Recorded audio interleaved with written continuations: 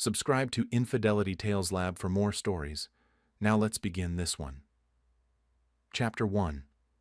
The Warning Signs. Alec Vance stood in his woodworking shop, sanding down a cherry wood jewelry box he'd been crafting for 3 weeks. The autumn light filtered through the dusty windows, casting amber shadows across his workbench. At 42, he'd built a modest but successful custom furniture business from nothing, every piece telling a story, every joint precisely fitted. "Alec?" Audrey's voice drifted from the house, thin and uncertain. He set down the sandpaper and wiped his hands, concern flickering across his weathered features. 6 months ago, his wife had been vibrant, a pediatric nurse who sang off-key while cooking, who left sticky notes with terrible puns on his coffee maker. Now she moved through their home like a ghost, haunting her own life. He found her in the kitchen, staring at her phone with trembling hands. "What's wrong?" He touched her shoulder gently. "Nothing. Just..." Clarissa called again. "She thinks I should invest in her wellness retreat idea." Audrey's laugh came out hollow. "She's so excited about it." Alec's jaw tightened at the mention of Audrey's older sister. Clarissa Stafford had always been the golden child, beautiful, charismatic, perpetually chasing the next big thing. She'd moved back to town 8 months ago after her third failed business venture, immediately attaching herself to Audrey like a barnacle. "You already gave her $15,000 last month," Alec said carefully, "for the boutique consulting firm that never opened. She's my sister. She's going through a rough time." Audrey's eyes wouldn't meet his. "You don't understand what it's like, Alec. She was there for me when we were kids, when Mom was..." She trailed off, and Alec felt the familiar wall rise between them. He'd never met their mother. She'd died when Audrey was 12 and Clarissa was 16. But he knew the stories. The alcoholism, the violence. How Clarissa had supposedly protected little Audrey from the worst of it. "I understand loyalty," Alec said quietly, "but something feels off. You've been different since she came back." "Different how?" "Defensive now. Anxious. Secretive. You're not sleeping. Yesterday I found you crying in the bathroom at 3 a.m., and you wouldn't tell me why." Audrey pulled away from him. "I'm just stressed from work. The hospital is understaffed and..." "Audrey, please, talk to me." "There's nothing to talk about." Her voice cracked. "I'm fine. Everything's fine." But everything wasn't fine, and they both knew it. That night, Alec lay awake listening to Audrey's restless breathing. His phone buzzed with a text from Kyle Shaw, his oldest friend and a financial analyst. "Alec, did Audrey mention any large withdrawals? I saw something odd in that account info you asked me to check. Call me tomorrow." Alec's stomach knotted. 3 weeks ago, he'd noticed unexplained gaps in their joint account statements. "When?" he'd asked Audrey. She'd brushed it off as hospital reimbursements and family loans. But his instincts, honed by years of precision work and attention to detail, screamed that something was deeply wrong. He started keeping notes. Chapter 2. The Last Day. The morning of March 15th started like any other, except for the envelope. Alec found it under his coffee mug. Audrey's handwriting on the outside, just his name, no explanation. Inside was a USB drive and a note in her shaky script. "If anything happens to me, watch this first, then decide what to do. I'm sorry I wasn't stronger. I love you. A." His hands shook as he pocketed both items. Audrey? The house was empty. Her car was gone. He called her cell, straight to voicemail. He called the hospital. She'd called in sick. Panic crawled up his spine. He tried Clarissa's number. It rang once before going to voicemail, which was strange because Clarissa always answered, especially for potential crisis she could insert herself into.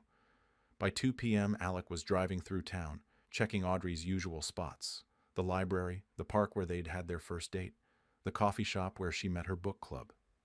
Nothing. At 4 p.m., his phone rang. Unknown number. "Mr. Vance? This is Detective Forrest Bridges with the County Sheriff's Department. I need you to come to Riverside Park immediately." The world tilted. What happened? It's about your wife, sir. Please come now. Alec's Silverado roared to life, tires screeching as he tore through traffic. Riverside Park was 20 minutes away. He made it in 12. The scene was chaos.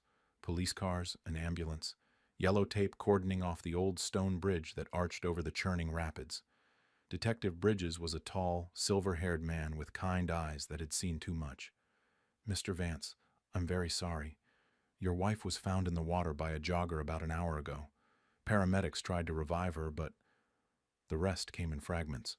Audrey's car parked on the overlook, her purse on the bridge. No signs of struggle. Witnesses saw a woman matching her description on the bridge alone around noon. Apparent suicide. Alec felt like he was drowning in air. No, Audrey wouldn't. I understand this is devastating, Bridges said gently. We'll need you to formally identify her and answer some questions. Is there anyone you can call? Family? Before Alec could answer, a silver Mercedes screeched into the parking lot. Clarissa Stafford emerged in designer sunglasses and a black dress that looked suspiciously ready for morning. Oh my God, Audrey! She ran toward the bridge, but an officer caught her. Let me see her. That's my baby sister. Oh God, what happened? Her performance was flawless. The grief-stricken sister, mascara running, voice breaking. But Alec noticed something odd. She wasn't surprised. She was prepared. Ms. Stafford, I need you to calm down, Detective Bridges said. Calm down? My sister is dead. Clarissa's eyes found Alec, and something ugly flashed across her face before the mask of grief returned. This is your fault. You did this to her. Excuse me? Alec's voice was ice. She was miserable. She told me everything, how controlling you were, how you monitored her money, how you made her feel trapped. That's a lie, Alec said, his voice steady despite the rage building inside him. Ma'am, this isn't the time, Bridges interjected. She was scared of you, Clarissa shrieked. She wanted to leave, but she was terrified of what you'd do. Other officers were watching now. Alec felt the weight of their gazes, saw the calculation behind their eyes. Controlling husband, dead wife, the oldest story in the book. Detective, Alec said quietly, my wife left me something this morning, an envelope with a USB drive. I haven't watched it yet, but I think you should. Clarissa's face went perfectly still. What kind of something? Bridges asked. I don't know, but she said to watch it if anything happened to her. Alec pulled the drive from his pocket. She knew. Somehow, she knew. Chapter 3. The Funeral. 4 days later, St. Michael's Church was packed for Audrey Vance's funeral. The cherrywood casket at the altar was closed. The rapids had been brutal. Alec sat in the front pew, hollow-eyed and silent, Kyle Shaw beside him as moral support. Detective Bridges stood near the back, his presence unusual but not unprecedented in potential suspicious death cases. The official ruling was suicide, pending toxicology and further investigation. But Alec knew better now. He'd watched the USB drive that night, alone in his workshop while police processed his home. What he saw had turned his grief into cold, calculated fury. The service was a blur of platitudes and hymns. Then came the eulogies. Clarissa stood, resplendent in vintage Chanel, dabbing her eyes with a handkerchief. My baby sister was the light of my life, she began, voice quavering. After our mother died, I raised her. I protected her. I would have done anything for her. Her eyes found Alec. But I couldn't protect her from the darkness in her own home, from the man who— Sit down, Clarissa. Alec's voice cut through the church like a blade. Gasps rippled through the pews. Clarissa's mouth opened in shock. Excuse me? I said sit down. Alec stood, and despite his grief he radiated a quiet, dangerous authority. You've said enough lies. How dare you? At my sister's funeral. Your sister's funeral is a stage for you. The words exploded from Alec, months of suppressed rage finally breaking free. You're performing, Clarissa, like you always do. But the show's over. The crowd murmured, scandalized. Father McKenna looked panicked. But Detective Bridges was moving forward, hand raised. "Mr. Vance, Mrs. Stafford, I think we need to—" "He drove her to death!" Clarissa screamed, abandoning pretense. "Arrest him! He manipulated her, isolated her, controlled her money. She was terrified. I have texts. I have voicemails. I have—" "We found her diary," Detective Bridges announced loudly, silencing the church. He held up a leather-bound journal, evidence bag crinkling. "In her car, along with her phone, which had an unsent text message and a voicemail saved to drafts." Clarissa's face drained of color. "What?" "Before I read from the diary," Bridges continued, his voice carrying authority honed by 30 years in law enforcement, "let me play the voicemail she recorded 2 days before her death. She never sent it because I believe she was afraid. But she saved it. Insurance, maybe, or hoped that someone would find the truth." He pulled out a small speaker, connecting his phone. The church fell into suffocating silence. Then Audrey's voice filled the air, fragile, terrified, but clear. "Alec, baby, if you're hearing this, I'm so sorry. I should have told you sooner, but I was ashamed. Clarissa has been stealing from me, from us, for months. It started small, a few hundred here and there for her business ventures. But then it got bigger. She has access to my old trust account, the one my grandmother left me. She convinced me to make her co-signer when she moved back, said it would help her get back on her feet." Audrey's voice broke, a sob catching in her throat. "I checked last week. $500,000, Alec. Gone. She's taken everything. When I confronted her, she said if I told anyone, she'd destroy us. She has fake texts she created, fake emails, a whole story about you being abusive. She said no one would believe me over her. Perfect Clarissa who raised me, who saved me from Mom." "But Mom didn't die from alcoholism, Alec.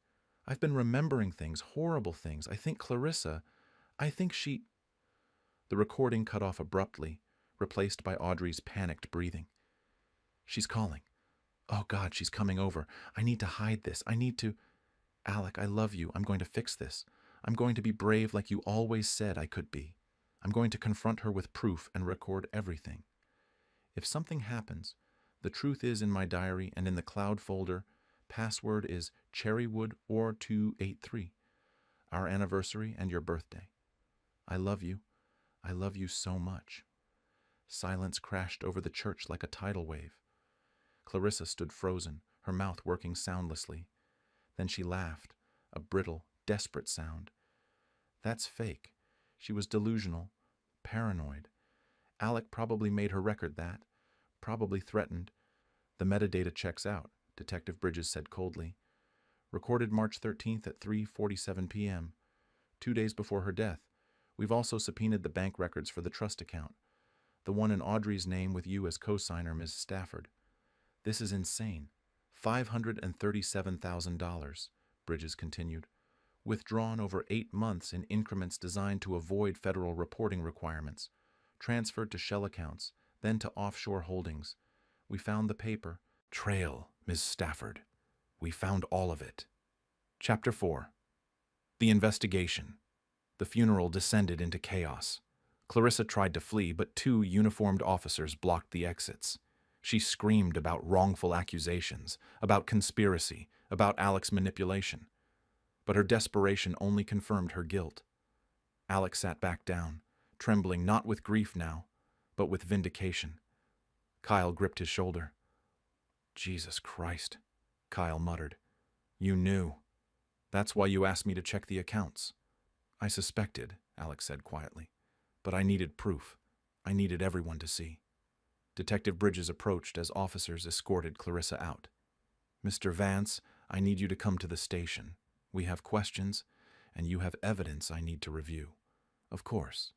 Alec stood, looking at the cherrywood casket one last time. "Detective, there's more. The USB drive Audrey left me. It's not just about the money. What else is on it?"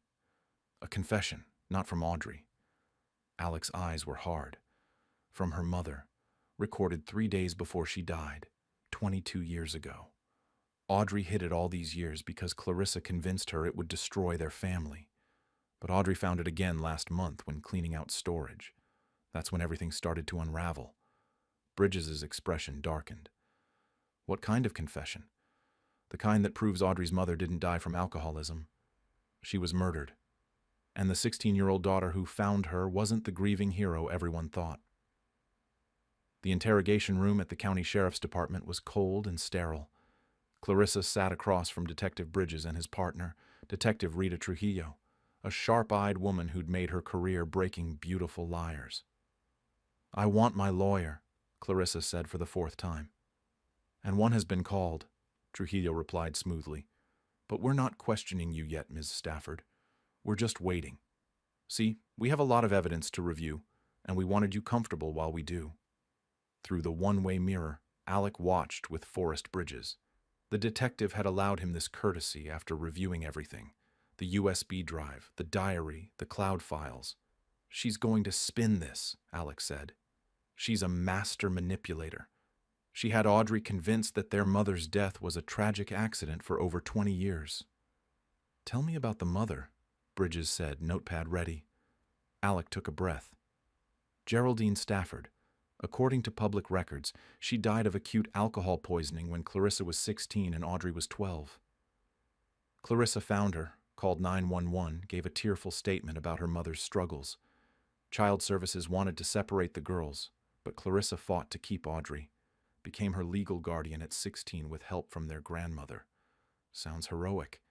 That's the story Clarissa told, the story everyone believed." Alec's jaw clenched. But Geraldine wasn't an alcoholic. She was sober for 5 years when she died. She was rebuilding her life, working 2 jobs, saving money to move the girls out of their grandmother's house, out of Clarissa's control. And you know this how? The recording.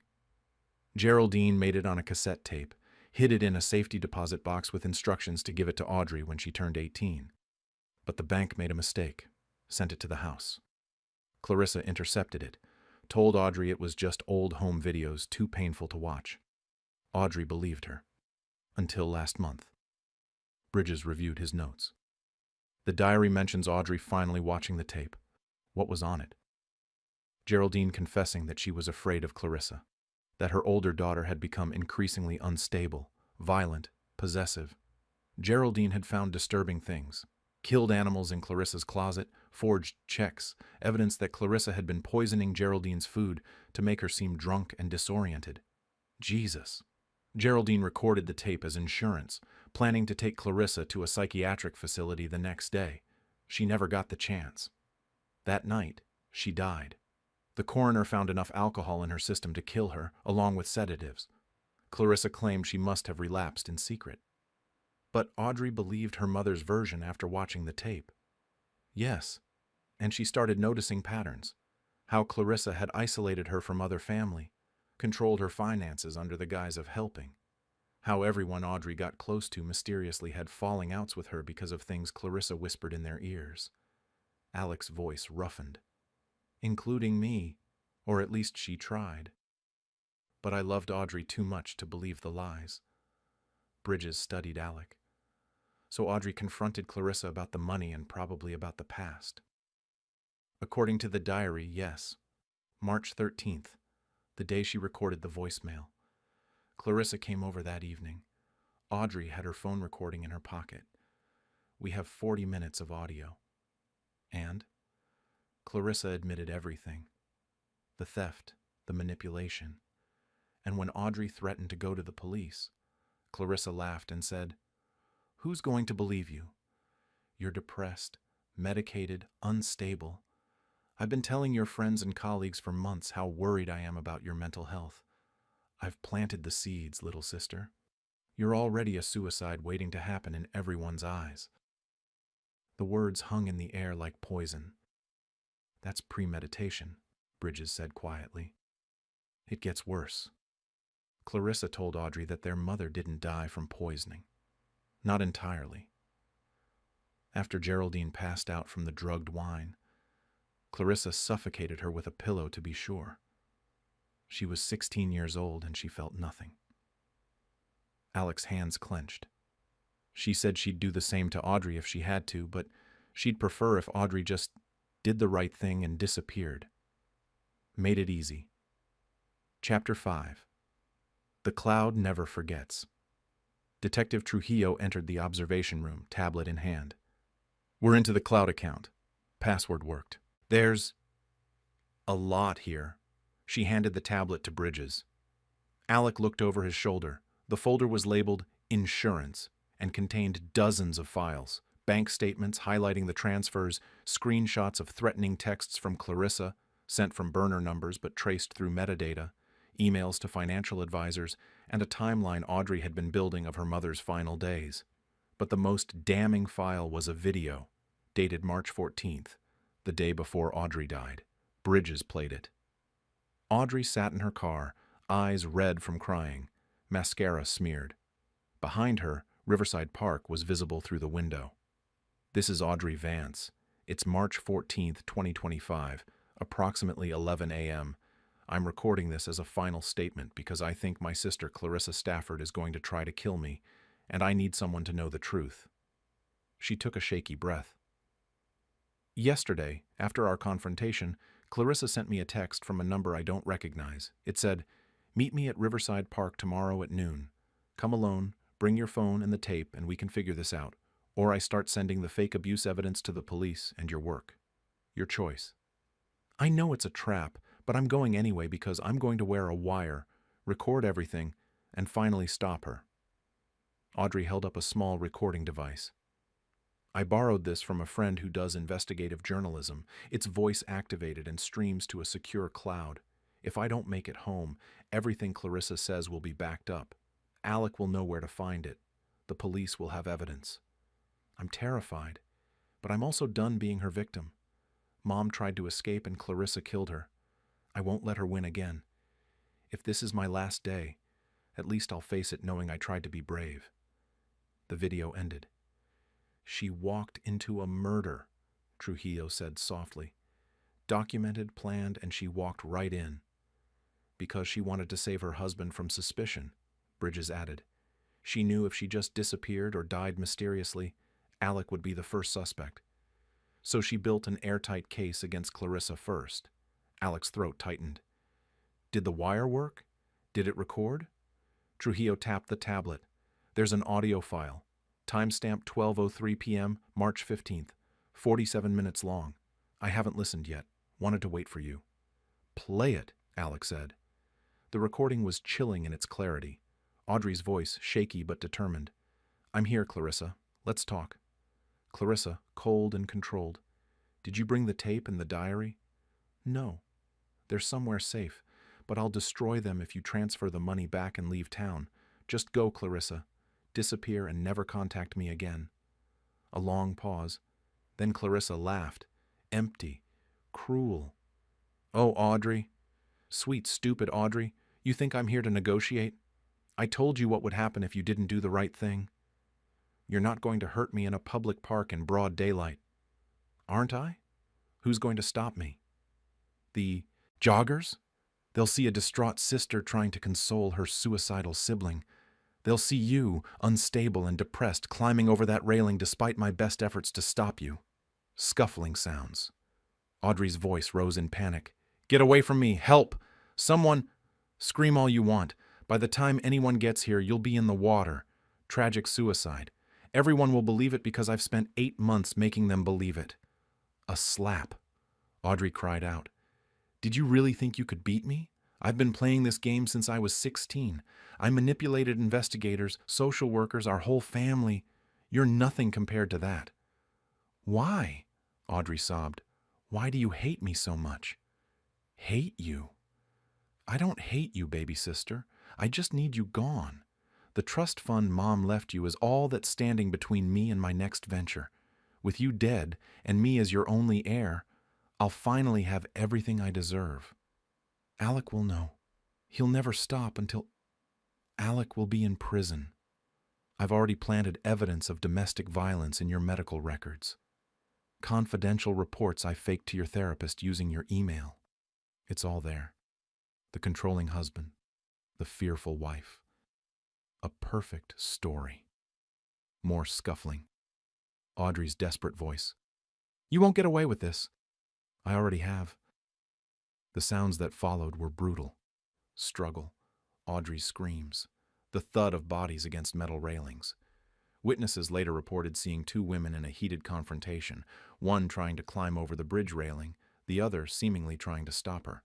But the wire recorded the truth.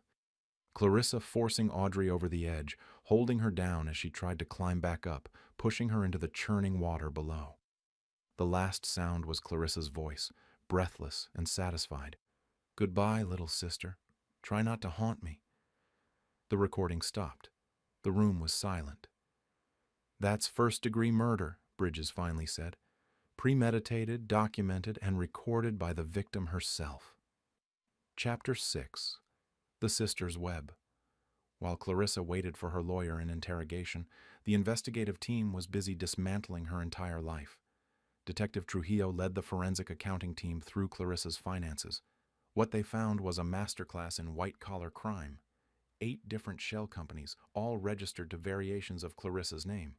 Money flowing from Audrey's trust fund through a labyrinth of accounts before emerging as business investments and consulting fees, purchases of luxury goods, a condo in Miami under a fake name, and deposits to offshore accounts in the Cayman Islands. "She's been doing this for years," said Mitchell Chandler, the forensic accountant brought in to untangle the mess. "Different victims, same pattern? She befriends wealthy women, gains their trust, drains their accounts, then disappears?" Audrey wasn't her first. "How many others?" Alec asked. He was still at the station, refusing to leave until every piece of evidence was catalogued. Chandler pulled up a spreadsheet. "We've identified 4 other potential victims over the past 15 years. All women, all with family money, all ended up dead or financially ruined. 1 apparent suicide in Ohio in 2015. 1 car accident in Texas in 2018. 1 drug overdose in Colorado in 2021. And 1 woman who survived but was too terrified to press charges after Clarissa systematically destroyed her reputation and credibility." "Jesus," Kyle muttered. He'd joined Alec at the station, bringing coffee and moral support. "She's a serial killer." "Technically a serial fraudster and suspected serial killer," Trujillo corrected. "But yes, and she's very, very good at it." Forrest Bridges entered the room carrying a thick file. "We contacted the survivor, woman named Maggie McMahon in Colorado. She's willing to testify. Says Clarissa befriended her at a grief support group after her husband died, convinced her to invest in a wellness retreat, then drained $200,000 from her accounts. When Maggie confronted her, Clarissa drugged her wine and tried to make it look like an overdose. Maggie survived only because her daughter came home early. Will her testimony hold up in court? Alec asked. With Audrey's evidence backing it up? Absolutely. It establishes a pattern of behavior, befriending vulnerable women, gaining financial access, stealing their money, and eliminating them when they figure it out. Alec felt sick. Audrey trusted her completely. Clarissa used their childhood trauma, the mother's death, all of it to keep Audrey under her thumb. Classic predatory behavior, Trujillo said. Isolate the victim, control the narrative, make them dependent, then exploit and discard. A uniformed officer entered. Detective Bridges, the lawyer's here, high-profile defense attorney from the city, Patrick Gillespie. Bridges grimaced. Of course she can afford the best, with Audrey's money. Chapter 7. The Confrontation. Patrick Gillespie was exactly what Alec expected. Silver-tongued, expensive suit, practiced expressions of concern. He spent 2 hours with Clarissa in a private conference room before emerging with his strategy. My client is willing to make a statement, Gillespie announced. But first we need to address the elephant in the room, the so-called recording from the bridge. It's inadmissible. Detective Bridges raised an eyebrow. On what grounds? Illinois is a 2-party consent state for recordings. Audrey Vance recorded my client without her knowledge or permission. That makes it illegal wiretapping. Everything she captured is fruit of the poisonous tree. Trujillo smiled. Except, we're not in Illinois, counselor. We're in Colorado. a one-party consent state. Audrey had every legal right to record her own conversations. Try again. Gillespie's jaw tightened. The recording could have been edited, fabricated. Metadata confirms authenticity, Chandler interrupted. Cloud timestamps, device, fingerprints, continuous recording with no gaps. It's real and it's damning. Then we'll argue duress. Audrey was clearly mentally unstable, paranoid. Stop. Alec's voice cut through the room like a knife. He stood, and despite being outnumbered by lawyers and cops, he commanded absolute attention. You can spin whatever story you want, but here's what's going to happen.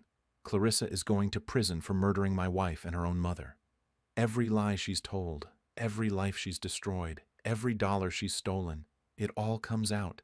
And when she's convicted, I'm going to make sure everyone knows exactly who Clarissa Stafford really is. Gillespie studied Alec with newfound respect. Mr. Vance, I understand you're grieving, but threats, not a threat, a promise. Alec's eyes were cold. See, while you were plotting legal strategy, I've been doing homework. I contacted every victim Clarissa left in her wake. Maggie McMahon in Colorado, Tracy Bowman in Ohio, the sister of the woman who committed suicide in 2015, Christina Haney in Texas, the daughter of the car accident victim. They're all willing to testify about Clarissa's pattern of behavior. He pulled out his phone, showing emails and text chains. I also contacted investigative journalists at 3 major networks. They're very interested in the story of a serial fraudster who's been operating for 15 years, killing women and stealing their money while hiding behind a facade of sisterly devotion. The trial will be televised. Clarissa's face will be everywhere. Clarissa's voice came through the conference room door, shrill with panic. Patrick, do something! But Gillespie knew when he was beat. What do you want, Mr. Vance? I want her to confess, on record, every victim, every theft, every murder. I want her to admit what she did to Audrey, to their mother, to all of them. In exchange, I won't push for the death penalty. Bridges stepped forward. Mr. Vance, you don't have authority to... But the DA does, Alec interrupted. And I've already spoken with Assistant DA Jonah Hawkins. He's willing to take death off the table if Clarissa provides a full confession and allocution. Life in prison without parole, but she lives. She'll never agree, Gillespie said. Then she'll face trial, lose, and spend the rest of her life on death row waiting for the needle. Her choice. Alec's smile was razor sharp. But I know Clarissa. She's a survivor, a planner. She'll take the sure thing over the risk. She always does. Chapter 8. The Confession. 4 hours later, Clarissa Stafford sat in front of cameras and recording equipment, her designer clothes traded for an orange jumpsuit. Her beauty was intact, but the mask had cracked, revealing something hollow and broken underneath. Patrick Gillespie sat beside her, looking like he'd aged 10 years. Across the table were Detective Bridges, Ada Hawkins, and Alec, present as the victim's representative. For the record, Hawkins began, this is the voluntary confession and allocution of Clarissa Ann Stafford, given in exchange for the state's agreement to waive the death penalty in the murder of Audrey Marie Vance. Mrs. Stafford, do you understand these terms? Yes. Clarissa's voice was flat. Then please begin with the murder of your mother, Geraldine Stafford. Clarissa looked directly at Alec as she spoke, defiant even in defeat. I killed my mother on October 12, 2003. I was 16 years old. She was planning to have me committed to a psychiatric facility after finding evidence of what she called my disturbing behavior. I couldn't let that happen. I drugged her wine with sedatives and alcohol, waited for her to pass out, then suffocated her with a pillow. I called 911 and reported finding her dead from alcohol poisoning. No one questioned it. She had a history of addiction, so it was easy to believe. The room was silent except for the hum of recording equipment. I became Audrey's guardian because I needed control over her and her share of our grandmother's money. For years I used her. Took money when I needed it. Manipulated her into believing I was protecting her. It worked perfectly until she found that tape our mother made. What happened when Audrey confronted you?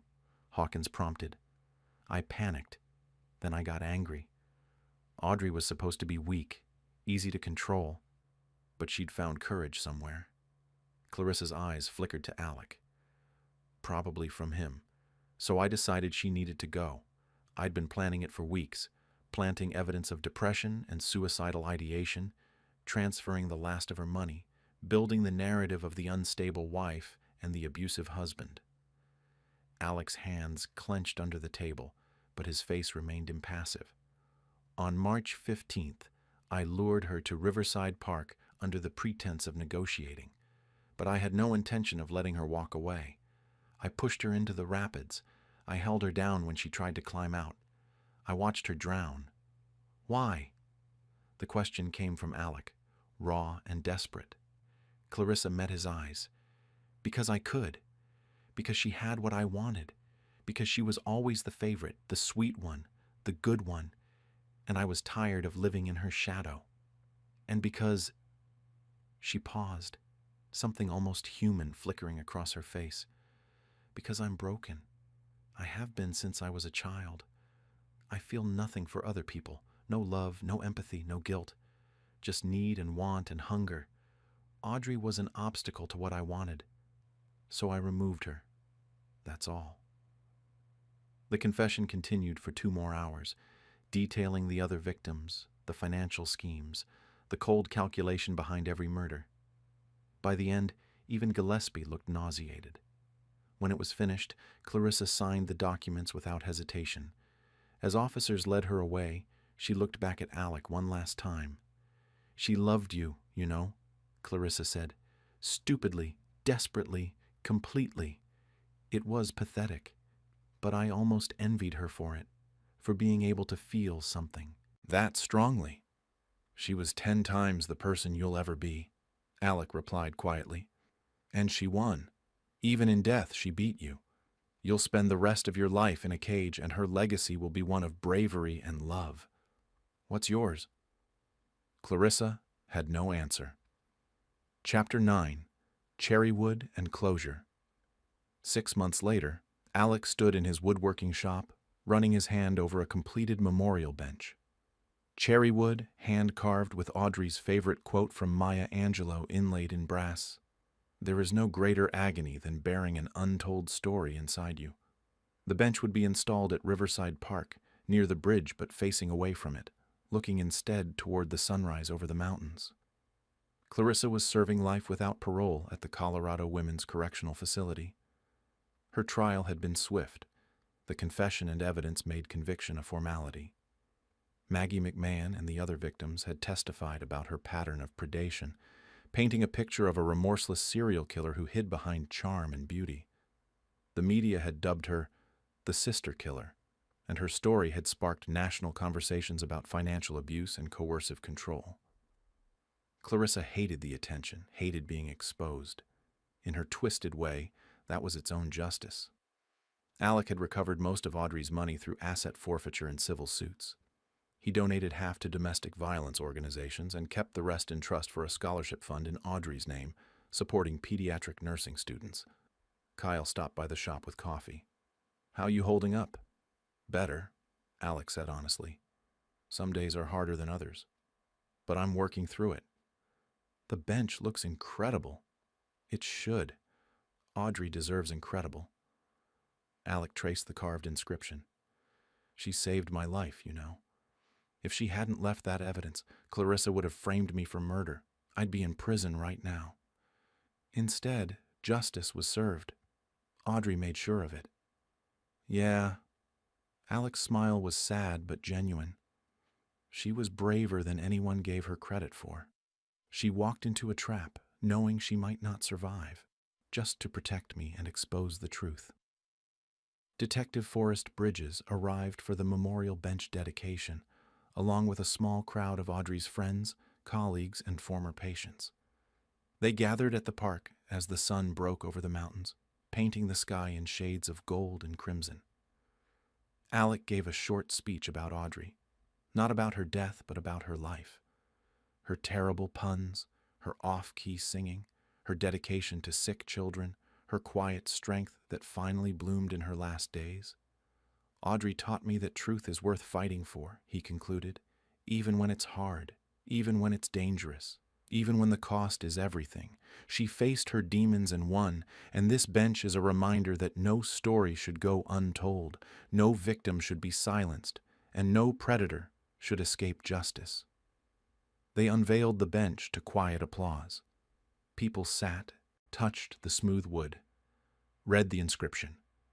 Later, as the crowd dispersed, Alex sat alone on the bench, watching the sunrise.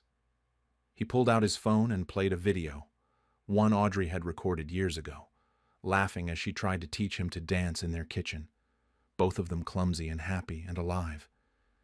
"I miss you," he whispered to the screen, "every damn day.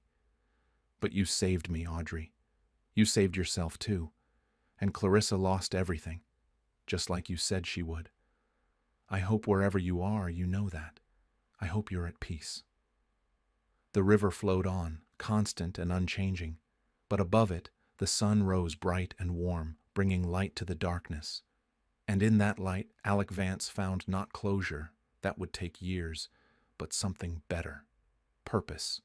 He would live well, love deeply, and never forget the woman who'd loved him enough to document her own murder just to save him from hers.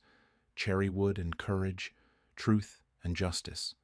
Audrey's legacy and Alec's promise forever intertwined. And there you have it. Another story comes to an end. What did you think? I'd love to hear your thoughts in the comments below. If you enjoy this story, consider joining our community by subscribing.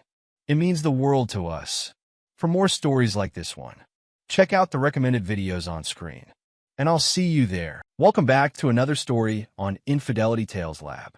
Before we begin, tell us, where in the world are you watching from?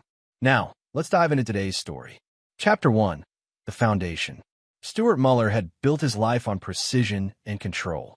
At 42, he commanded respect not through volume, but through presence.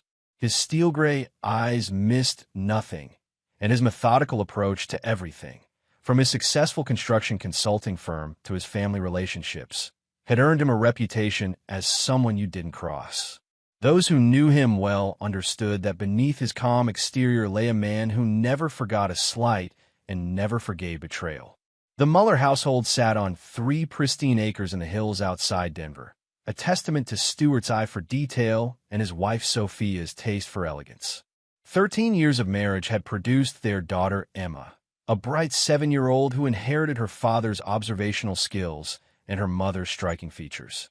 Sophia McMahon had been 25 when she married Stuart, a stunning brunette with ambitions that seemed to align perfectly with his own. She'd worked in marketing for a luxury hotel chain, bringing home stories of high-profile clients and glamorous events.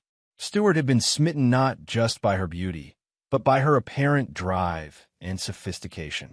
Now 38, Sophia had transitioned into volunteer work for various charities, organizing galas and fundraisers that kept her busy during Emma's school hours. Stuart's birthday had fallen on a crisp October Saturday. The morning had started typically, Emma bouncing on their bed at dawn, Sophia making his favorite coffee, and the familiar rhythm of weekend family life. But there had been something different in Sophia's demeanor lately. Small things, phone calls that ended abruptly when he entered the room, new clothes that appeared without explanation, and a certain distance in her eyes, even when she smiled. The gift box arrived via courier at precisely noon, wrapped in expensive black paper with a silver ribbon. Sophia had been in the shower when the doorbell rang, so Stuart had signed for it himself, noting the sender's address was from downtown Denver, an area where Sophia's charity work often took her.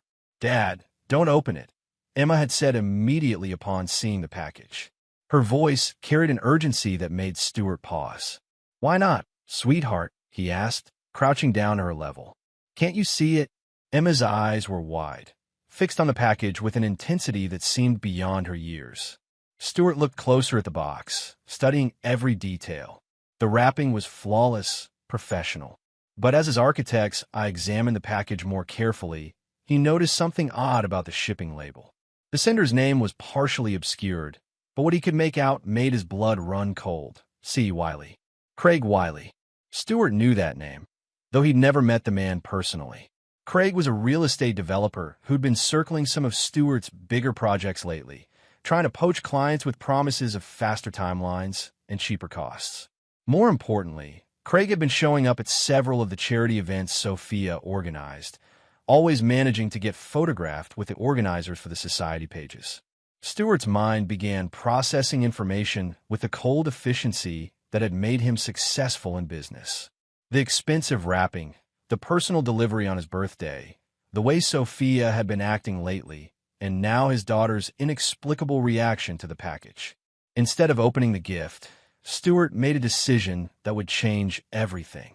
He carried the box to his home office and placed it unopened on his desk. Then he made a phone call to Marcus Webb, a private investigator he'd used for business purposes in the past. "Marcus, it's Stuart Muller. I need you to do something for me. And I need it done quietly and thoroughly." 30 minutes later, as Marcus was explaining the surveillance options available, the doorbell rang. Through his office window, Stewart watched two police officers approach his front door. His blood chilled, but not from fear, from rage. Whatever was in that box, whatever game was being played, he was about to find out exactly how deep this betrayal went. Sophia answered the door, and Stewart could hear her voice rising in what sounded like genuine surprise and concern. The officers were asking about a package delivery, something about investigating a harassment complaint. Stewart remained in his office, listening and learning, his mind already 3 moves ahead of whatever trap had been set for him. As he watched the police car pull away 20 minutes later, Stewart's expression remained calm, but inside, a cold fury was building. Whoever had sent that package had made a crucial mistake. They'd underestimated exactly who they were dealing with. Stuart Muller didn't just play defense. He played to win, and he played for keeps. Chapter 2. The Investigation. The police visit had been brief, but illuminating. According to the officers, they'd received an anonymous tip about a threatening package being delivered to the Muller residence. When they'd asked to examine the box, Stewart had cooperated fully, allowing them to scan it with their equipment. Finding nothing dangerous, they'd left with apologies and a case number. But Stewart had noted everything. The timing, the specific details the anonymous caller had somehow known about the package, and most tellingly, the look of relief that had flashed across Sophia's face when the police pronounced the box harmless. That evening, while Sophia took Emma to her grandmother's for their weekly dinner, Stewart finally opened the package. Inside was an expensive watch, a Rolex Submariner worth at least $15,000. The accompanying card was simple. "Happy birthday, Stewart. Time for new beginnings. A friend." Stewart photographed everything, then carefully repacked the box exactly as he'd found it. He had no intention of keeping the watch, but he had every intention of finding out why someone had sent it, and why his wife seemed to know more about it than she was letting on. Marcus Webb arrived Monday morning with preliminary findings that confirmed Stewart's worst suspicions. For the past 3 months, Sophia had been meeting Craig Wiley at least twice a week. Not at charity events, but at the Fairmont Hotel downtown, always during school hours, always the same room. The surveillance photos were damning. Intimate dinners, hand-holding, and most devastating of all, Sophia wearing a different expensive watch in the photos from last week. One that matched the style of the Rolex currently sitting in Stewart's safe. "There's more," Marcus said, spreading additional photos across Stewart's desk. "Craig Wiley's going through a nasty divorce. His wife filed 6 months ago, citing adultery, but she needs proof to get around the prenup. Word is she's offering a substantial reward for evidence." Stewart studied the images, his expression unreadable. In one photo, Sophia was laughing at something Craig had said, her hand resting on his chest in a gesture of casual intimacy that felt like a knife to Stewart's gut. But it wasn't the pain that consumed him. It was the calculation. "What do you know about Craig's business?" Stewart asked. "Real estate development, mostly commercial properties. He's leveraged pretty heavily right now, banking on a big mixed-use project on the south side. If that deal falls through..." Marcus shrugged. "He's looking at serious financial trouble."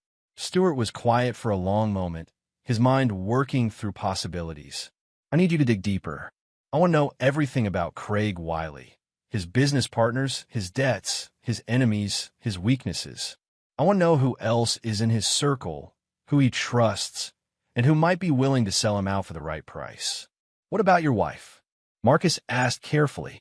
What about her? Stuart's voice was ice cold. She made her choice. Now she gets to live with the consequences. That evening, Stuart played the perfect husband and father.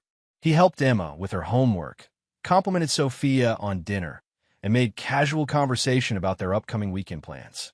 But he was watching, cataloging every lie, every evasion, every moment when Sophia's attention drifted to her phone. When Sophia excused herself to take a call from the caterer for the children's hospital gala, Stuart followed quietly, listening from the hallway as she spoke in hushed, intimate tones that confirmed what he already knew. I can't talk long. Yes, he opened it. No, the police said it was fine. I think we're safe for now. I miss you too. As Stuart returned to the living room, Emma looked up from her coloring book. Dad, are you okay? Stuart knelt beside his daughter, studying her perceptive eyes. Why did you tell me not to open that package, sweetheart? Emma considered this seriously. It felt wrong, like when someone's being mean but pretending to be nice. Stuart felt a surge of pride in his daughter's instincts, mixed with rage that she was being exposed to this deception. You're very smart, Emma. Always trust your feelings about people, okay? That night, as Sophia slept beside him, Stuart stared at the ceiling and planned. He'd built his career on understanding structures, on knowing exactly where to apply pressure to bring things down safely and completely. Marriages, he was learning, weren't so different from buildings. You had to understand the foundation, identify the load-bearing elements, and then remove them in exactly the right sequence. Craig Wiley and Sophia thought they were playing a simple game of deception. They had no idea they'd just walked into the crosshairs of a man who never left anything to chance and who never, ever forgave a betrayal. Chapter 3. The Foundation Cracks. Stuart spent the next week building his intelligence network with the same methodical precision he applied to his construction projects. Marcus Webb's investigation had expanded beyond surveillance into a comprehensive dossier on Craig Wiley's life, business, and associates. The picture that emerged was of a man skating on thin ice. Craig's development company was 3 months behind on loan payments for his signature project, a mixed-use complex that would either make him wealthy or bankrupt him. His divorce proceedings were bleeding money into legal fees, and his soon-to-be ex-wife, Marion Wiley, was proving to be far more resourceful than he'd anticipated. Stuart arranged to meet Marion through carefully orchestrated social channels. A mutual acquaintance from the country club mentioned that Marion was looking for an architect to redesign her new home, and Stuart graciously offered his consultation services. Marion Wiley was everything her estranged husband wasn't: subtle, intelligent, and driven by a quiet fury that Stuart recognized and respected. Over coffee at her attorney's office, she laid out her situation with clinical precision.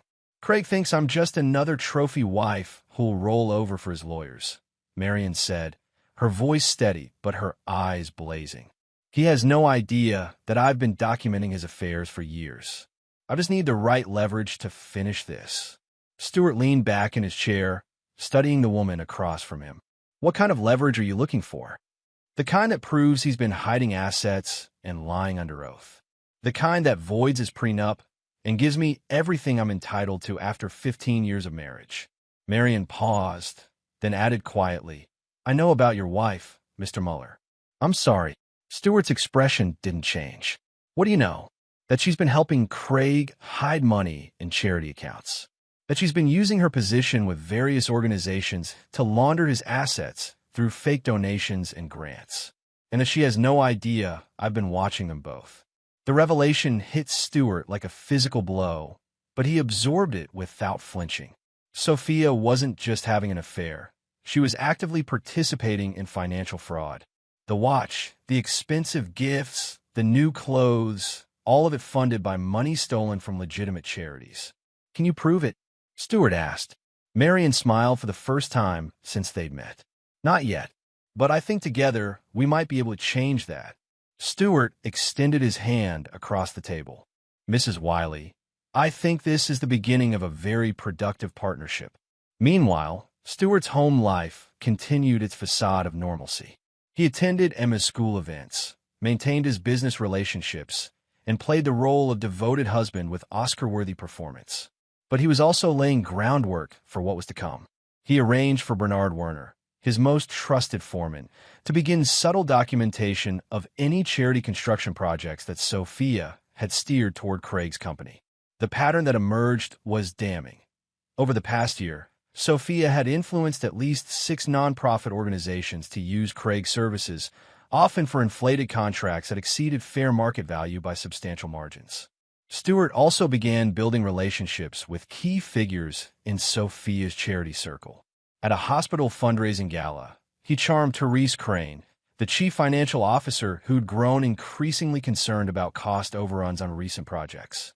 Over dinner, he planted seeds of doubt about the bidding processes, always careful to frame his concerns as professional curiosity rather than accusation. Sophia does such wonderful work organizing these events, he told Therese over wine. Though I have to admit, as someone in construction, some of the project costs seem high. Not that I'm questioning anyone's judgment. I'm sure there are factors I don't understand. Therese's frown suggested she'd had similar thoughts. Actually, I've been meaning to ask someone with your expertise to review some of our contracts. Would you mind taking a look? Purely as a favor, of course. I'd be happy to help, Stewart replied, knowing he'd just gained access to the documentation he needed. The pieces were falling into place, but Stewart wasn't satisfied with simply exposing the fraud. That would be too clean, too simple. Craig and Sophia had betrayed him personally, and they'd used his daughter as an unwitting tool in their deception. For that, they would pay a price that went far beyond legal consequences. As he watched Sophia getting ready for another charity meeting the following Thursday, Stewart made a decision. It was time to accelerate the timeline. In 48 hours, he would begin the most important project of his life, the complete and utter destruction of everyone who had betrayed his trust. But first, he had one more conversation with Emma. "Sweetheart," he said, finding her in her room that evening. "Do you remember telling me not to open that package?" Emma nodded solemnly. "How did you know it was bad?" Emma thought carefully before answering. Mom was scared when it came, but she was pretending not to be. And scared people do stupid things. Stewart hugged his daughter close, marveling at her wisdom. "Yes, they do. But smart people like us, we make plans. And we always protect the people we love." Chapter 4. The First Strike. Friday morning brought the first phase of Stewart's revenge into motion. While Sophia attended what she believed was a routine meeting with the Children's Hospital Development Committee, Stewart was 3 blocks away in Marion Wiley's attorney's office, turning over a meticulously prepared dossier of evidence. The documentation was devastating. Bank records showing unusual cash flows through charity accounts, contracts signed by Sophia that directed work to Craig's company at inflated rates, and email communications between Craig and Sophia discussing how to manage the money flow without raising red flags. Stewart had spent 2 weeks building this case, calling in favors from financial contacts, and using his construction industry connections to verify that Craig's billing was fraudulent. "This is enough to destroy them both," Marion's attorney, Luke Hogan, said as he reviewed the materials. "Financial fraud, charity misappropriation, violation of fiduciary duties. We're looking at criminal charges, not just civil penalties." But Stewart wasn't finished. That's just the foundation. Now we build the structure that brings everything down. Phase 2 began that afternoon when Stewart visited the construction site of Craig's flagship development project. The Meridian Complex was supposed to be Craig's crowning achievement. Luxury condos, high-end retail, and office space that would establish him as a major player in Denver's development scene. Instead, it was about to become his funeral pyre. Stewart had done his homework. The project was financed through a complex web of investors, loans, and municipal bonds that required specific completion milestones to avoid default. Craig was already 3 months behind schedule and had used the charity money to cover cost overruns. More critically, the project relied on city permits that could be revoked if irregularities were discovered in the financing. Alejandro Wood, Stewart's contact in the city planning department, met him for coffee that afternoon. They'd worked together on municipal projects for years, and Alejandro trusted Stewart's professional judgment completely. "Alex, I need you to take a very close look at the Meridian Complex permits," Stewart said quietly. "I've been hearing rumors about financial irregularities in the development funding." Alejandro frowned. "What kind of irregularities?" Stewart handed him a carefully edited version of his dossier, focusing on the financial aspects while omitting any mention of Sophia's direct involvement. "The kind that could make the city liable if this project goes sideways. I'm not saying anything definitive, but as a friend, I'd recommend a thorough audit of the funding sources." "I'll have our people look into it Monday morning," Alejandro promised. "Thanks for the heads up, Stewart. This could save the city a lot of embarrassment." That evening, Stewart implemented Phase 3. He called a family meeting with Emma, arranging for them to have dinner alone while Sophia attended another charity function. "Dad, where's Mom going all the time?" Emma asked over pizza. Stewart chose his words carefully. "Your mother has been making some poor choices lately, sweetheart. Sometimes adults make decisions that hurt the people they're supposed to love and protect." Emma's eyes were serious. "Like lying?" "Yes, like lying. And when people lie to us, especially people who are supposed to love us, we have to decide how to respond." "Are you and Mom going to get divorced?" The question hung in the air between them. Stewart had been dreading this conversation, but Emma deserved honesty, or at least as much honesty as a 7-year-old could handle. "I don't know yet, Emma, but I want you to understand something very important. Whatever happens between your mother and me, you will always be safe. You will always be loved, and you will always be my priority." Emma nodded solemnly. "I know, Dad. I trust you." Later that night, Stewart received the call he'd been expecting. Sophia's voice was strained when she explained that the charity meeting had run late, and she'd be staying overnight at her sister's house to avoid the long drive home in bad weather.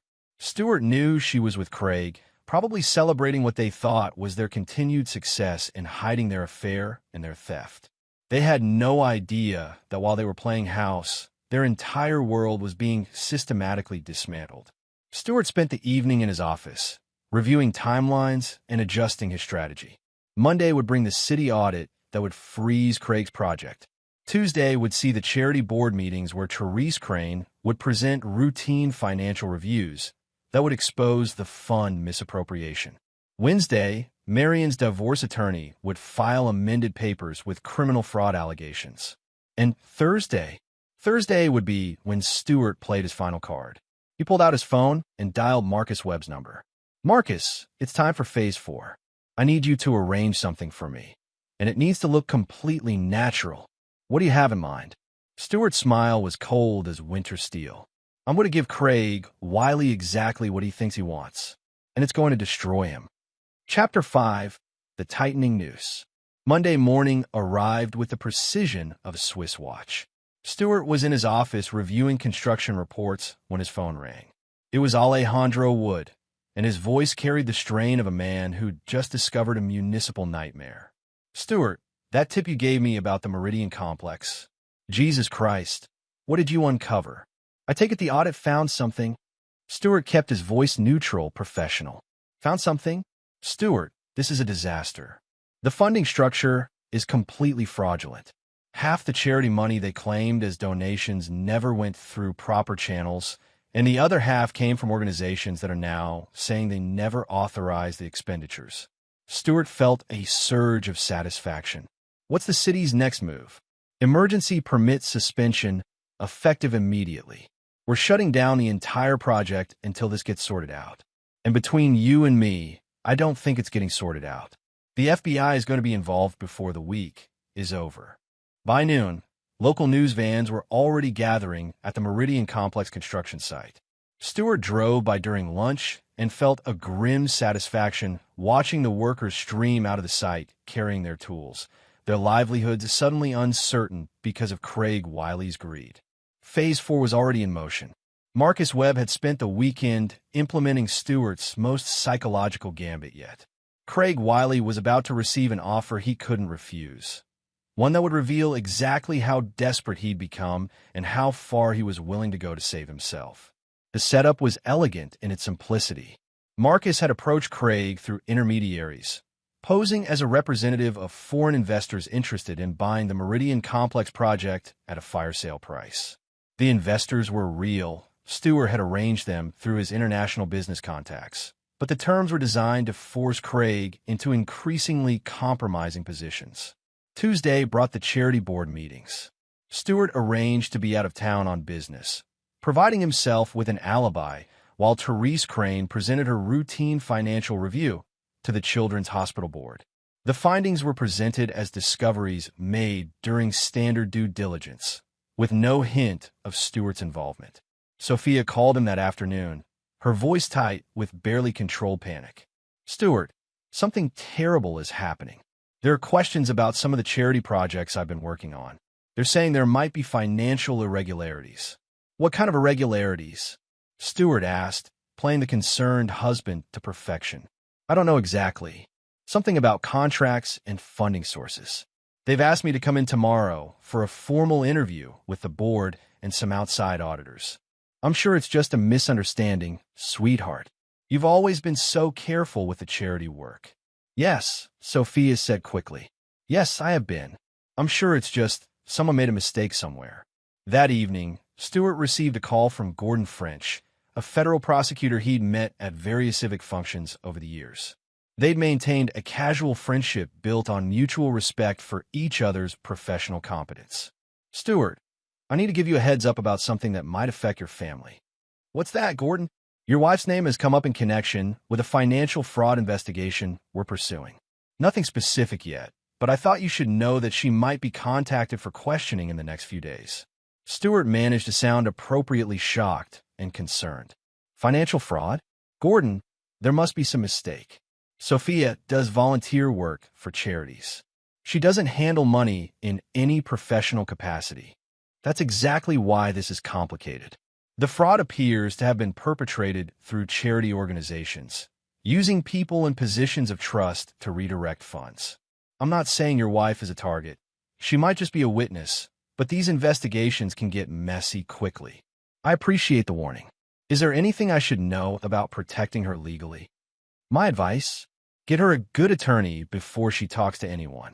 And Stewart, be prepared for this to get ugly. Financial fraud cases have a way of revealing things that families would rather keep private." Wednesday evening brought the most challenging performance of Stewart's life. He sat across from Sophia at dinner, watching her push food around her plate while Emma chattered about her school day and maintained the facade of a loving, concerned husband. "The charity investigation is getting more serious," Sophia said quietly after Emma had gone to bed. "They're asking about specific contracts, specific donations." "Stewart, I'm scared." For a moment, looking at his wife's pale, frightened face, Stewart almost felt something resembling pity. Almost. Then he remembered the intimate photos Marcus had shown him, the lies she'd told, the way she'd used their daughter as a cover for her deception. "What exactly are they asking about?" he said gently. "Projects that Craig's company worked on. They're saying the contracts were overpriced, that the charity money was misused." Sophia's voice dropped to a whisper. "They think I was involved in steering work to him." "Were you?" The question hung between them like a blade. Sophia looked directly at him for the first time in weeks, her eyes searching his face for any sign that he knew the truth. I might have made some recommendations. Craig's company does good work, and I thought." "You thought what, Sophia?" "I thought I was helping. The charities needed contractors they could trust, and Craig was always professional." Stewart nodded slowly, as if accepting her explanation. "I'm sure that's all it was. But maybe you should call an attorney, just to be safe. Gordon French recommended someone who specializes in this kind of thing." Relief flooded Sophia's face. "You're not angry?" "Why would I be angry? You were trying to help." Stewart reached across the table and took her hand, feeling nothing but cold determination. "We'll get through this together." As Sophia squeezed his hand gratefully, Stewart was already planning Thursday's final revelation. By sunset tomorrow, Craig Wiley would be in federal custody. Sophia would understand exactly how thoroughly she'd been outmaneuvered, and Stewart's revenge would be complete. But he still had one more surprise prepared, one that would ensure neither Craig nor Sophia would ever forget the price of betraying Stewart Muller. Chapter 6: The Trap Springs. Thursday morning dawned gray and cold, matching Stuart's mood as he prepared for the final phase of his revenge. Emma had left for school with her usual kiss and "love you, Dad," while Sophia remained in bed, claiming illness. Stuart knew she was simply paralyzed by fear, waiting for the other shoe to drop in the federal investigation that was closing in around her. At precisely 10 a.m., Marcus Webb called with the news Stuart had been waiting for. Craig took the bait. He's meeting with the foreign investors this afternoon at 2 p.m. He's desperate enough that he's bringing financial documents he shouldn't have access to, documents that prove he's been hiding assets from his divorce proceedings and using charity money to keep his business afloat. And the recording equipment? Already in place. Every word he says will be captured and admissible in court. Plus, my contact in the U.S. Attorney's Office will be monitoring the meeting remotely. If Craig incriminates himself the way we expect, he'll be arrested before he leaves the building. Stuart felt a cold satisfaction settle in his chest. What about the financial transfers? All traceable back to accounts Sophia helped establish. The federal audit will show a clear pattern of conspiracy between her and Craig to defraud multiple charitable organizations. Even if she claims ignorance, the evidence shows she was integral to the operation. At noon, Stuart received a call from Marion Wiley. Her voice carried a mixture of vindication and genuine sadness. "Stuart, I wanted to thank you before this all becomes public. The evidence you helped gather, it's going to end Craig permanently. Not just the divorce, but criminally. He'll serve real prison time." "He earned it," Stuart replied simply. "I know this isn't easy for you either. Whatever happens with your wife, I hope you know you did the right thing." Stuart ended the call and sat quietly in his office, thinking about justice and revenge, about the difference between what was legal and what was right. In 3 hours, the man who had been sleeping with his wife would be led away in handcuffs. Before the week was over, Sophia would face federal charges that could send her to prison for years. But Stuart wasn't finished. At 1:45 p.m., he drove to the office building where Craig's meeting was taking place. He didn't go inside. That would come later. Instead, he positioned himself across the street where he could watch the federal agents who were undoubtedly preparing to make their arrest. At 3:17 p.m., Craig Wiley emerged from the building in handcuffs, flanked by FBI agents and followed by news cameras that had been tipped off about the arrest. Stuart watched with cold satisfaction as the man who had destroyed his marriage was loaded into a federal vehicle. Then he drove home to deliver the news to his wife.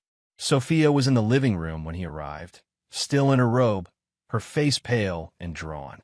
She looked up when he entered, hope flickering in her eyes. "Stuart, have you heard anything about?" "Craig was arrested an hour ago," Stuart said quietly, settling into the chair across from her. "Federal charges. Conspiracy, fraud, money laundering. He's looking at 15 to 20 years in federal prison." The color drained completely from Sophia's face. What about the charity investigation? What about it, Sophia?" Something in his tone made her look at him more carefully. For the first time, she seemed to see past the mask he'd been wearing for weeks. "Stuart," her voice was barely a whisper. Stuart reached into his jacket and pulled out a manila envelope. He placed it on the coffee table between them and leaned back in his chair. "Open it." With trembling hands, Sophia opened the envelope and began pulling out photographs. The surveillance photos Marcus had taken over the past months. Sophia and Craig holding hands at restaurants, entering the hotel together, embracing in parking lots. But these weren't the most damaging items in the envelope. Those were the financial documents that showed every fraudulent transaction, every misappropriated charity dollar, every lie she'd told to cover their crimes. And at the bottom of the pile, a detailed timeline showing exactly when Stuart had discovered each piece of evidence. "You knew," Sophia whispered, staring at the papers scattered across the table. "You've known for weeks." "I've known for weeks," Stuart confirmed. "The question is, what are you going to do about it?" Sophia's eyes darted toward her phone, toward the door, toward anywhere but Stuart's implacable gaze. "I can explain." "No." Stuart's voice cut through her protest like a blade. "You can't explain. You can't justify. You can't negotiate. You made your choices, Sophia. You chose to betray your family. You chose to steal from charities. You chose to help a man commit felonies. Those choices have consequences. What do you want? The question came out as a sob. Stewart stood up and walked to the window, looking out at the life he'd built, the home he'd provided, the security he'd created for his family, all of it poisoned by the woman behind him. I want you to understand something very clearly, he said without turning around. In approximately 2 hours, federal agents will arrive here with a warrant for your arrest. You will be charged as Craig's co-conspirator in a multi-million-dollar fraud scheme. You will be convicted. The evidence is overwhelming. And you will serve significant prison time. Sophia was crying now, harsh sobs that shook her entire body. Please, Stewart. Please. I'll do anything. I'll end it with Craig. I'll pay back the money. You'll do nothing. Stewart turned to face her, his expression as cold as Arctic steel. Because you have nothing left to bargain with. Your boyfriend is already in federal custody. Your bank accounts are frozen. Your charitable positions are terminated. And your marriage is over. What about Emma? Sophia managed through her tears. For the first time since he'd entered the room, Stewart's expression softened slightly. Emma will be protected. She'll be raised by someone who understands the difference between right and wrong. Someone who would never use her as a cover for criminal activity. You can't take her away from me. I'm not taking her anywhere. You're the one who chose to leave. Stewart moved toward the door, then paused. Pack whatever you can carry. You have 90 minutes before the FBI arrives. I'd suggest you use that time to call a federal defense attorney. As Stewart reached the doorway, Sophia called after him desperately. Stewart, please. I love you. It was a mistake, a terrible mistake, but I love you. Stewart paused at the threshold and looked back at the woman who had been his wife for 13 years. When he spoke, his voice carried finality that felt like a judge pronouncing sentence. No, Sophia. You love yourself. You love money. You love excitement. But you've never loved me. If you had, you never could have done what you've done. He straightened his tie and checked his watch. 87 minutes. I'd start packing. As Stewart walked away from his collapsing marriage, he felt no satisfaction, no triumph, no sense of justice served. He felt only the cold certainty that some betrayals can never be forgiven, and some trust, once broken, can never be repaired. But there was still Emma to think about. And Emma deserved a father who would protect her from the consequences of her mother's choices, no matter what that required. Chapter 7. The Reckoning. The federal agents arrived precisely on schedule, their black sedans rolling up the Muller driveway at 5:47 p.m. Stewart watched from his office window as 6 agents in windbreakers marked FBI surrounded the house with professional efficiency. He'd sent Emma to stay with his sister for the evening, explaining only that Mommy was going away for a while and there might be some confusion at the house. Agent Sarah Harrison led the team, a compact woman in her 40s whose reputation for thoroughness had made her the lead investigator on high-profile financial crimes. Stewart had researched her background extensively. She'd built her career on cases exactly like this one, and her conviction rate was over 90%. Stewart opened the front door before they could ring the bell. Agent Harrison, I'm Stewart Muller. I've been expecting you. Mr. Muller, we have a warrant for the arrest of Sophia McMahon Muller. Is she on the premises? She's upstairs packing. She's been waiting for you. Agent Harrison studied Stewart's face carefully. In her experience, spouses of fraud suspects usually fell into predictable categories: shock denial, angry enablement, or protective defiance. Stewart Muller fit none of these patterns. His calm cooperation suggested either remarkable emotional control or something more complex. Mr. Muller, you understand that your wife is being arrested on federal charges related to conspiracy and financial fraud? I understand completely. I'm the one who provided most of the evidence for your investigation. The admission hung in the air like smoke from gunshot. Agent Harrison had reviewed the case file extensively, but the source of the initial evidence had been carefully obscured through intermediaries and anonymous tips. Perhaps we should speak privately after we've processed Mrs. Muller, she suggested. Sophia appeared at the top of the stairs carrying a single suitcase, her face composed but her hands shaking. She'd changed into a conservative blue dress, and had attempted to cover the signs of her earlier breakdown with makeup. The effort was admirable, but ultimately futile. She looked exactly like what she was, a woman about to lose everything.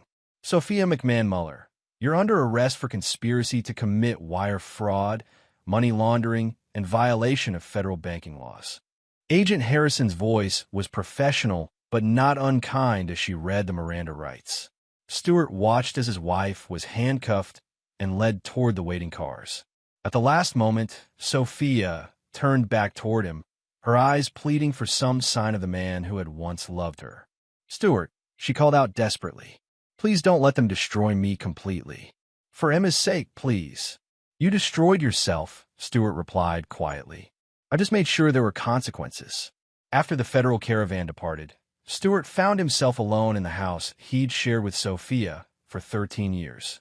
The silence was profound, broken only by the grandfather clock in the hallway marking the passage of time that would never be recovered. Agent Harrison returned 2 hours later, this time without her team.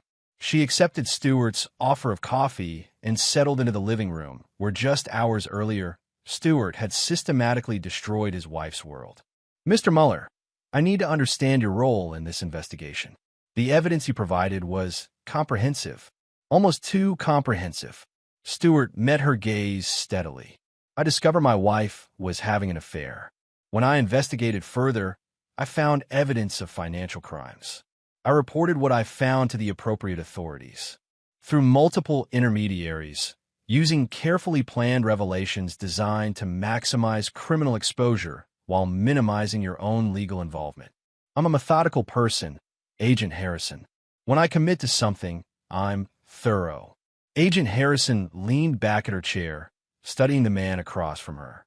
"Mr. Muller, in my experience, very few people possess the skills and connections necessary to orchestrate the kind of investigation you conducted. Most betrayed spouses hire a divorce attorney and a private investigator. They don't build federal criminal cases. Most betrayed spouses don't discover that their wife has been stealing from children's charities." Is that what this was about? The charity fraud? Stewart was quiet for a long moment, considering how much truth to share. "Agent Harrison, when I took my wedding vows, I meant them. When I became a father, I committed to protecting my child from harm. When I built my business, I chose to operate with integrity, even when it cost me money." He stood and walked to the window, looking out at the darkening sky. "Sophia violated every principle I've tried to live by. She betrayed me personally. She betrayed her responsibilities as a mother, and she betrayed innocent people who trusted her with their charitable contributions. So you decided to destroy her. I decided to ensure that her actions had appropriate consequences. There's a difference." Agent Harrison finished her coffee and stood to leave. At the door, she paused and looked back at Stewart. "Mr. Muller, what you've done, it's going to follow you for the rest of your life. Are you prepared for that?" Stewart's expression was unreadable. "Agent Harrison, what my wife did was going to follow me for the rest of my life anyway. At least this way, justice was served." After the agent left, Stewart sat in his home office and began planning the next phase of his life. There would be custody hearings, divorce proceedings, media attention, and the complex process of rebuilding his life as a single father. Emma would need counseling, explanations appropriate for her age, and the stability that came from knowing her father would never abandon her. But first, there was one more conversation to be had. Stewart picked up his phone and dialed Craig Wiley's attorney, Ron Herring. "Mr. Herring, this is Stewart Muller. I understand your client is looking to make a deal with federal prosecutors."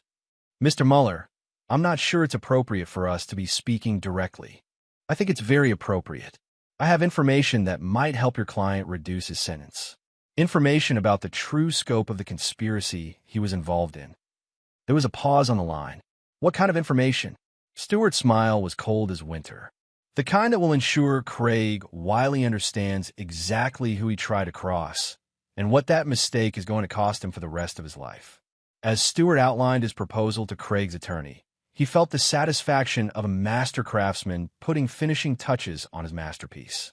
Craig Wiley would learn that his affair with Sophia had been just the beginning of his problems. Stewart had spent weeks building a trap that would follow Craig for decades, affecting his parole prospects, his future employment opportunities, and his ability to ever rebuild his life.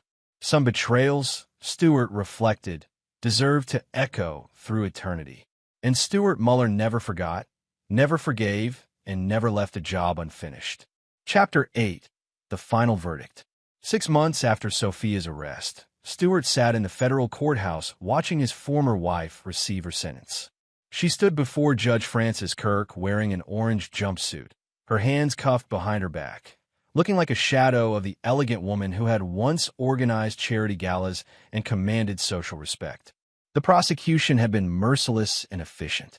Assistant U.S. Attorney Monica Marsh had laid out a case that painted Sophia not as a naive accomplice, but as an integral architect of a sophisticated fraud scheme that had stolen over $3 million from various charitable organizations. The evidence Stewart had provided formed the backbone of the prosecution's case. An additional investigation had revealed the true scope of Sophia and Craig's crimes. Mrs. Muller, Judge Kirk said, his voice carrying the weight of decades on the federal bench, you held positions of trust in multiple charitable organizations. You used that trust to systematically divert funds intended for children's hospitals, homeless shelters, and educational programs. Your actions didn't just constitute fraud. They represented a profound betrayal of society's most vulnerable populations. Stewart watched Sophia's shoulders shake as the judge continued his remarks. In the months since her arrest, she had aged years. Her hair had gone prematurely gray. Her face bore lines that hadn't been there before, and her once confident bearing had been replaced by the defeated posture of someone who finally understood the magnitude of their mistakes. Craig Wiley had been sentenced the previous month to 18 years in federal prison. His cooperation with prosecutors had reduced what could have been a life sentence. But Stewart's additional evidence, financial records showing Craig had been skimming money from construction projects for years, had ensured the sentence remained severe. Craig would be 62 when he was released, his development company bankrupt, his reputation destroyed, his ex-wife remarried, and living comfortably on the settlement she'd secured. I sentence you to 7 years in federal prison, followed by 3 years of supervised probation, Judge Kirk announced. You will also pay full restitution to the defrauded organizations, a total of $3.2 million, which will be secured by liens against any assets you may acquire in the future. Sophia collapsed into her chair as the sentence was pronounced. 7 years. Emma would be 14 when her mother was released. Assuming Sophia served her full sentence without incident, her daughter would go through adolescence, high school graduation, and the early years of college without her mother's presence. As the court officers prepared to lead Sophia away, she turned toward the gallery where Stewart sat. Their eyes met for the first time since her arrest, and Stewart saw something he'd never expected. Not pleading, not anger, but a kind of grim acknowledgement. She knew what she had done. She knew what he had done in response. And she understood that this was justice, even if it was justice delivered by the man she had betrayed. Stewart didn't nod, didn't speak, didn't offer any gesture of forgiveness or reconciliation. He simply watched as his former wife was led away to begin serving her sentence, and felt nothing but cold satisfaction that the consequences had finally caught up with her choices. Outside the courthouse, Marion Wiley was waiting for him. She had attended every major hearing in both cases, her presence a reminder of how many lives Craig and Sophia's crimes had affected. It's finished, she said simply. Yes, Stewart agreed. It's finished. They stood together in companionable silence, two people who had survived betrayal and ensured their betrayers faced appropriate consequences. Marion had rebuilt her life with impressive efficiency, using her divorce settlement to start a nonprofit organization that helped other women navigate complex divorce proceedings. She'd also begun dating a retired federal judge, a relationship built on mutual respect rather than passion, but one that seemed to bring her genuine contentment. Have you thought about what comes next? Marion asked. Stewart considered the question carefully. Emma comes next, making sure she grows up understanding that actions have consequences, that trust is earned and not given, and that sometimes the people we love most are capable of hurting us most deeply. That's a heavy lesson for a child. It's a necessary lesson. I won't let her grow up naive about human nature. Stuart drove home to find Emma in the backyard, building something elaborate with the construction set he'd bought her. At 8 years old, she developed an impressive understanding of structural engineering and an almost obsessive attention to detail, traits she'd inherited from her father. "Dad, look at this," she called out excitedly, gesturing to her creation. "It's a bridge that can hold up even if one part gets damaged." Stuart examined his daughter's work with professional interest. The design was sophisticated for her age, incorporating redundant support systems that would distribute weight if any single element failed. "That's excellent engineering, sweetheart. Why did you design it that way?" Emma considered the question seriously. "Because you never know when something might break. But if you plan for it, you can still keep going." Stuart felt a surge of pride mixed with something deeper, a recognition that his daughter had already learned one of life's most important lessons. She understood that betrayal and disappointment were possibilities to be planned for, not disasters that should destroy everything you'd built. "You're absolutely right," he told her. "Good engineers always plan for failure." That evening, after Emma had gone to bed, Stuart sat in his office reviewing the legal documents that would finalize his divorce from Sophia. The proceedings had been simplified by her criminal conviction. There were no custody disputes to resolve, no property divisions to negotiate, no alimony payments to calculate. Sophia had forfeited any claim to Emma or to the assets she'd helped build through her criminal behavior. Stuart signed the papers with the same methodical precision he brought to everything else in his life. 13 years of marriage dissolved with the stroke of a pen, reduced to legal language that captured none of the complexity of love, betrayal, and justice that had brought them to this point. But as he sealed the envelope containing the signed documents, Stuart allowed himself a moment of genuine emotion. Not grief for his failed marriage, that had died the moment he'd seen the surveillance photos. Not regret for his actions. Sophia and Craig had earned every consequence they'd received. Instead, he felt something rarer and more valuable. The satisfaction of a job completed with absolute precision. Stuart Muller had built his life on the principle that structures must be sound, that shortcuts led to collapse, and that every element must be tested to ensure it could bear the weight placed upon it. His marriage had failed those tests catastrophically, but his response had demonstrated that some foundations were indeed built to last. As he turned off the lights in his office, Stuart thought about the future he would build with Emma, a future based on honesty, integrity, and the unshakable understanding that some lines should never be crossed, and that crossing them carried consequences that echoed through generations. He taught his daughter to build bridges that could survive even when parts failed. Now he would teach her to build a life that could withstand any betrayal, any disappointment, any test that the world might devise. Because Stuart Muller never forgot, never forgave, and never failed to finish what he started. Chapter 9. The Foundation Holds. 2 years after Sophia's sentencing, Stuart stood in his kitchen making breakfast for Emma, now 10 years old, and showing every sign of inheriting her father's analytical mind and uncompromising moral code. The morning routine had become sacred to both of them, a time when they discussed everything from Emma's school projects to larger questions about life, justice, and the importance of making good choices.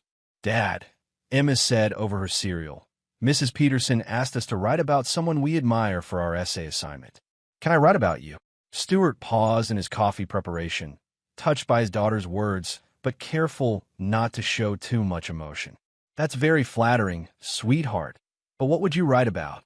Emma considered this with characteristic seriousness. "I'd write about how you always do the right thing, even when it's hard, and how you protected me when someone was trying to hurt our family." In the 2 years since Sophia's conviction, Stuart had been careful about how he discussed her mother's crimes with Emma. Age-appropriate explanations, counseling sessions with a child psychologist, and gradual revelation of facts as Emma became old enough to understand them. The result was a child who understood that her mother had made terrible choices, but who also felt secure in her father's unwavering protection and love. "What if I told you about someone else you could admire?" Stuart suggested. "Someone who overcame even bigger challenges?" But Emma shook her head. "I know other people do brave things too, Dad. but you're the one who made sure bad people face consequences for hurting good people. That's what heroes do. Stuart felt a complex mix of emotions at his daughter's words. Pride, certainly, but also the weight of responsibility that came with being someone's hero. Emma's moral framework was being shaped by watching how he'd handled the greatest crisis of their family's life, and he was acutely aware that every decision he made was teaching her lessons about justice, forgiveness, and the price of betrayal. The phone rang, interrupting his thoughts. The caller ID showed Marion Wiley's number, a call that likely meant news about Craig or Sophia. Marion, Stuart answered. What can I do for you? Stuart, I wanted to let you know before you heard it elsewhere. Craig died in prison last night. The news hit Stuart like a physical blow, though not in the way he might have expected. He felt no satisfaction, no sense of justice completed. Instead, he felt this strange emptiness that comes when a long chapter finally closes. What happened? Heart attack, apparently. He'd been having health problems for months. The stress of prison life, the financial ruin, the complete destruction of everything he'd built. His body just gave out. Stuart was quiet for a moment, processing the information. How do you feel about it? Honestly, relieved. I know that probably sounds callous, but I've spent 3 years looking over my shoulder, wondering if he'd find some way to retaliate when he got out. Now Emma won't have to worry about that either. Emma. Stuart looked at his daughter, who was pretending to focus on her cereal while obviously listening to every word of the conversation. Marion, I need to go. Can we talk later? Of course. Give my love to Emma. After ending the call, Stuart sat down across from his daughter. He'd learned that honesty, delivered with appropriate context, was always better than the uncertainty that came with secrets and half-truths. Emma, that was Mrs. Wiley. She called to tell us that Craig Wiley died in prison last night. Emma set down her spoon and looked directly at her father. How do you feel about that? The question was exactly what Stuart should have expected from a child he'd raised to think critically about complex moral issues. Emma wasn't asking for reassurance or comfort. She was asking for his honest assessment of a complicated situation. I feel completed, Stuart said carefully. Not happy that someone died, but finished with a chapter of our lives that needed to end. Is Mom going to die in prison too? The question was asked with clinical curiosity rather than emotional distress, but it still cut deep. I don't know, sweetheart, but that's our responsibility to figure out. Our responsibility is to build the best life we can for ourselves. Emma nodded solemnly. Dad, do you think Mom will ever try to see me when she gets out? Stuart had been dreading this question for 2 years, knowing it would eventually come. She might, and if that happens, we'll deal with it together. But Emma, I want you to understand something very important. You get to decide what kind of relationship you want with your mother. No one else gets to make that choice for you. What if I don't want a relationship with her at all? Then that's your choice, and I'll support it completely. Emma returned to her cereal, apparently satisfied with his answer. But Stuart knew this conversation was far from over. It would be revisited many times as Emma grew older and developed a more sophisticated understanding of what her mother had done and why. Later that morning, Stuart received a call from his business partner, Dean Booker, asking him to lunch. Dean had been managing most of the day-to-day operations of their construction consulting firm, while Stuart focused on rebuilding his personal life, and the company had actually grown stronger during this period. Over lunch, Dean brought up a subject they'd been dancing around for months. Stuart, I've been thinking about expanding into some of the charity construction work that opened up after the Wiley scandal. A lot of organizations are looking for contractors they can absolutely trust, and your reputation for integrity is stronger than ever. Stuart considered this carefully. The idea of working with charitable organizations again, the same types of organizations that Sophia and Craig had defrauded, felt like closing a circle. But it also felt like an opportunity to demonstrate that not everyone in the construction industry was willing to exploit nonprofit organizations. What kind of projects are we talking about? Everything from homeless shelters to children's hospitals. The work that actually matters, Stuart. The kind of projects where cutting corners literally hurts people who can't protect themselves. Stuart thought about Emma's essay assignment, about being someone worthy of admiration, about the kind of legacy he wanted to build for his daughter. Set up some meetings. Let's see what good we can do. That evening, Stuart found Emma in her room working on her essay.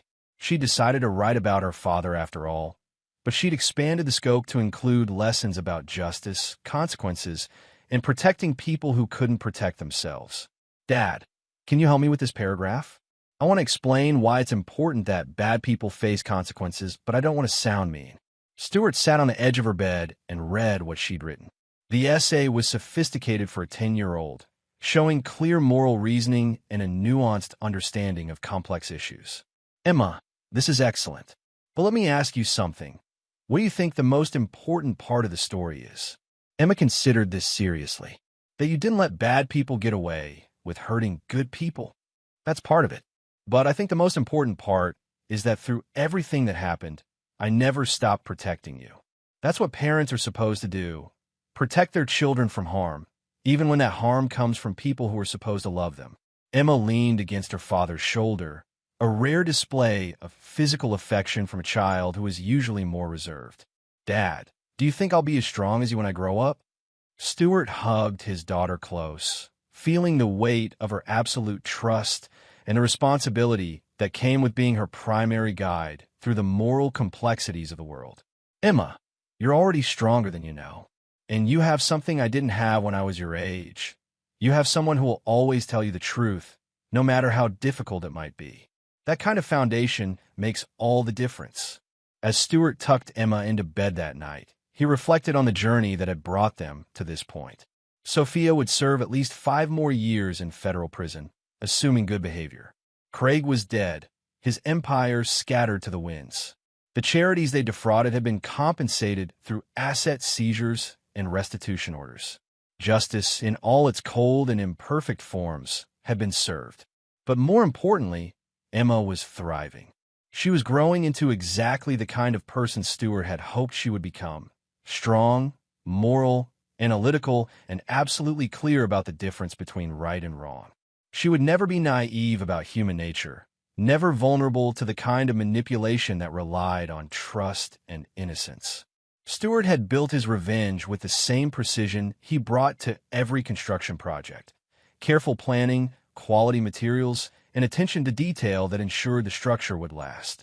But unlike buildings, which eventually outlive their usefulness and must be demolished, the lessons Emma had learned from watching her father respond to betrayal would last her entire lifetime. As he turned off the lights in Emma's room, Stuart allowed himself a moment of genuine satisfaction. He'd kept his promise to protect his daughter from the consequences of her mother's choices. He'd ensured that justice was served to those who had betrayed his trust. And he'd build a foundation for Emma's future that would never crack under pressure. Stuart Muller never forgot, never forgave, and never failed to finish what he started. But perhaps most importantly, he'd raised a daughter who understood that some principles were worth fighting for, no matter the cost. The gift box that had started this entire journey sat in Stuart's office safe, the expensive watch still in its original package.